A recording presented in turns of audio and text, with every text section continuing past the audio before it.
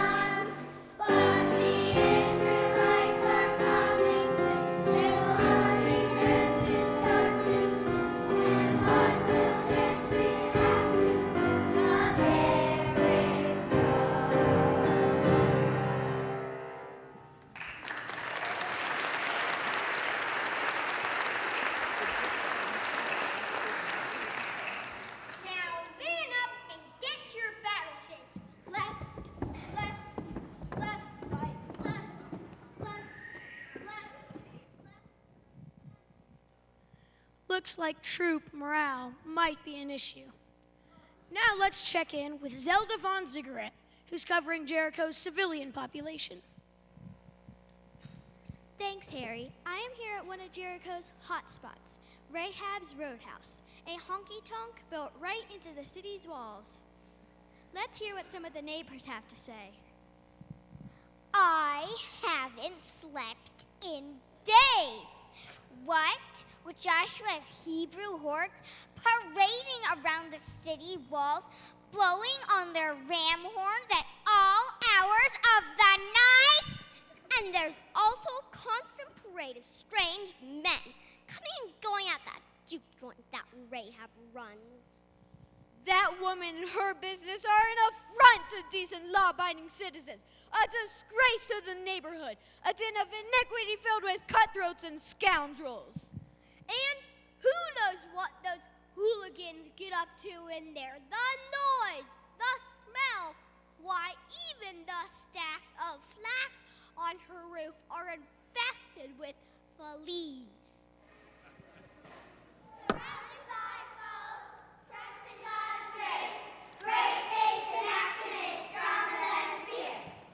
Bet you thought this was the story of the walls of Jericho, didn't ya? Nope, this is the story of Rahab, a woman who turned her life around and changed the world in the process. Rahab was not a nice lady, and Jericho, where she lived, was not a nice town. And one day some strange men appeared at Rahab's Roadhouse.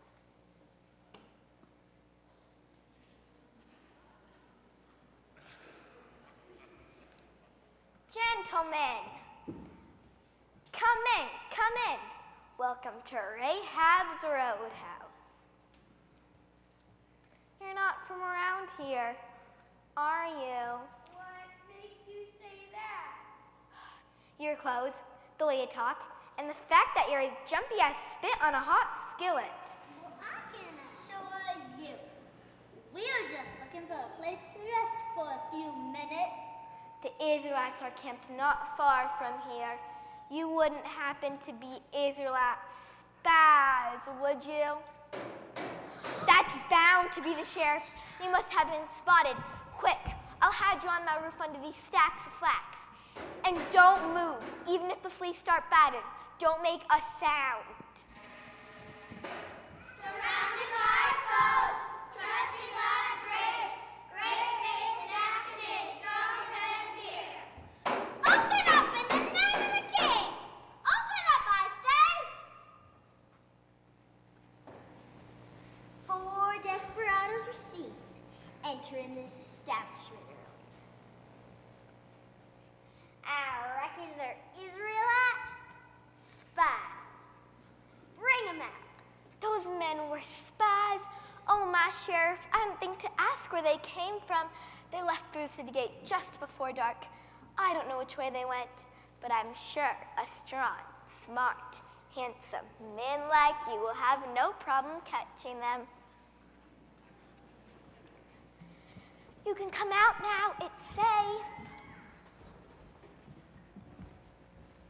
You just risked your life to save us. Why would you do that? And why do I suddenly itch all over? I'll get you some flea powder before you go. I saved you because I've heard all about that God of yours. The God of Israel has made monkeys out of our gods. He's obviously God up in heaven and on earth below.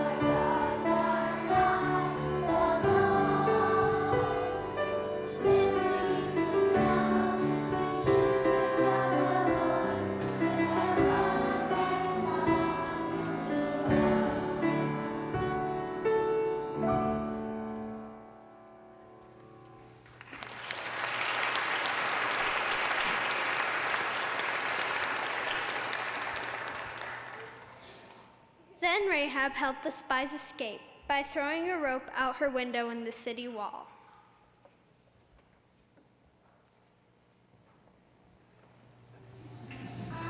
Rahab, before we go, about that flea powder you promised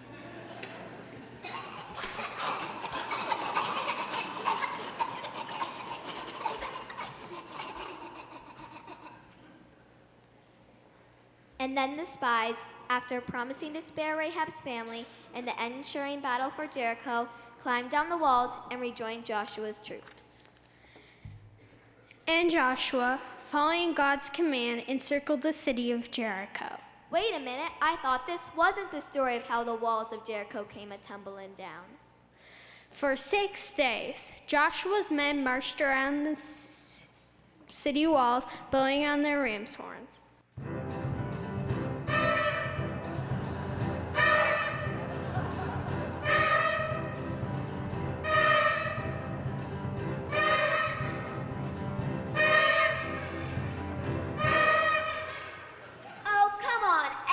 knows this story. And on the seventh day, Why is it always the seventh day? then they shouted at the top of their lungs.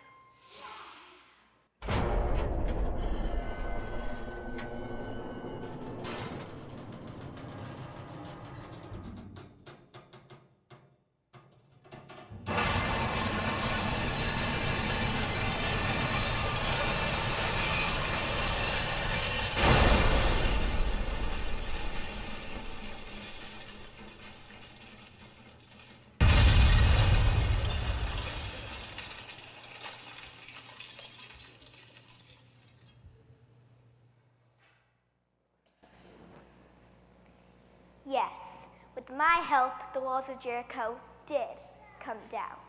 Yes, the Israelites had finally reached the promised land. And yes, I put my seedy past life behind me and joined them. And guess what? My son Boaz had a son named Jesse. Sound familiar? Look it up in Matthew chapter 1. And Jesse had a son named David. That's right, King David. And we all know who the ultimate son of David was, right?